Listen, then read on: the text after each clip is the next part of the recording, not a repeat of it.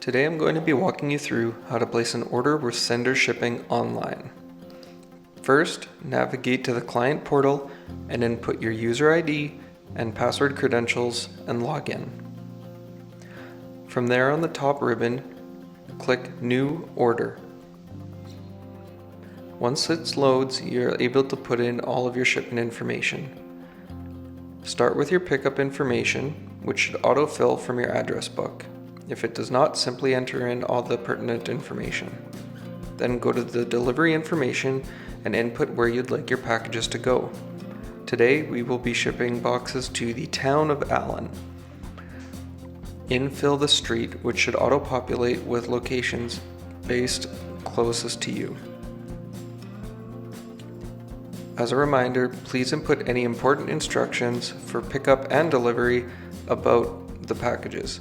For instance, the contact is Sarah at the town of Allen, and they are closed over noon for lunch, between noon and 1 p.m. Once completed, scroll down and click Add and Edit Packages. As an example, today we will be shipping 2 boxes, so input your amount and click Set. From here, you will see the package details. Enter the weight in pounds and the dimensions in inches. As an example, this box weighs 25 pounds and is 12 by 24 by 12 inches. The second package is 75 pounds with a dimension of 20 inches by 24 inches by 18 inches. Once that is complete, click Set and Close. Then, find your way over to Service Type and click Overnight LTL. On Vehicle Type, click the drop-down, scroll all the way to the bottom, and select Van/Truck LTL. Then we're going to select your pickup window. So here we're going to select the 28th from 10:54 to 11:24 is when we'd like the package picked up, and we'd like the package delivered on the 29th between 10:54 and 11:24.